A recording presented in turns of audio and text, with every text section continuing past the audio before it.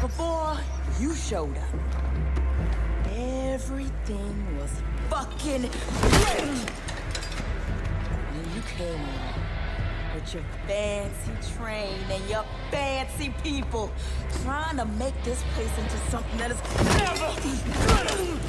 And when we tried to be reasonable, you thought it'd be a good idea to stir up the pot. Over and over and over. All because you thought there was a hope for your future? There's no hope for you. No future. For any of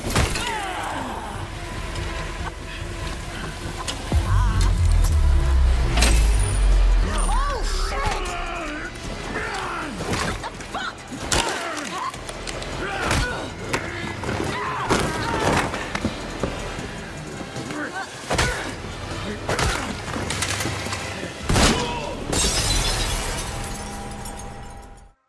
It's been 17 years since the rookie deputy U.S. Marshal and his retinue walked into Hope County in order to arrest Joseph Seed for his leading of a cult/militia against the people of Montana.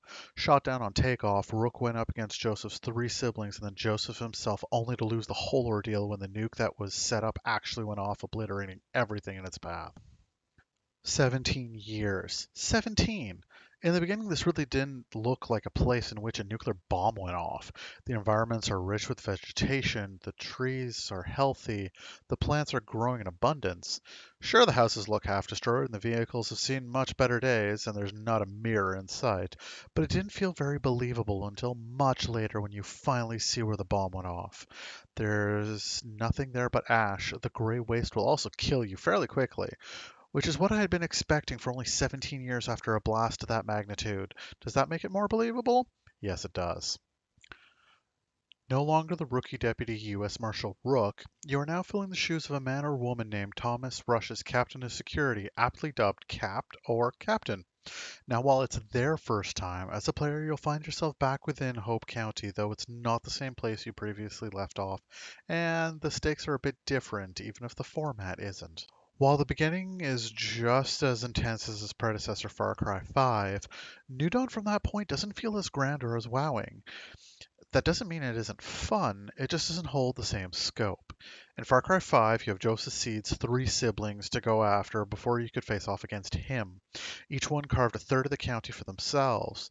As you kept hitting them where it hurts, things got tougher, things got meaner. In New Dawn, the sisters just don't have the same firepower, and instead of it being through gameplay, they do it through cutscenes instead. As for Hope County, it's still the same map as it was before, but with the obvious changes due to a nuke going off, and Bliss somehow having gone rampant in the north. You can see the havoc that Rook had brought upon Joseph Seed's forces as they occupied the county, but after the blast, there's a lot less people, there's a lot less going around. But at the same time, there are a lot more animals that are running around, which is great because you'll need to trade their skins and their meats for components to upgrade your stuff. And can somebody get this guy some pants? Back again is crafting for makeshift weapons like Molotov cocktails and throwing knives. Also back are perks in order to make yourself better, not unlike an RPG system, though instead of experience you need to perform feats in order to get the points. Nothing is given for free, and that includes what you'll need in order to level up your stronghold, Dub Prosperity. The specialists and the materials won't be the easiest to come by, and you'll need to get out there in the wild to find them all. Graphically, New Dawn is gorgeous. Mechanically, it's smooth, even if I feel like I'm rusty as hell. You have the option to carry several weapons on top of standard gear like a blowtorch, fishing rod, 9mm pistol, and whatever you want to swing at your enemies once all the ammo is gone, like a pipe or a shovel.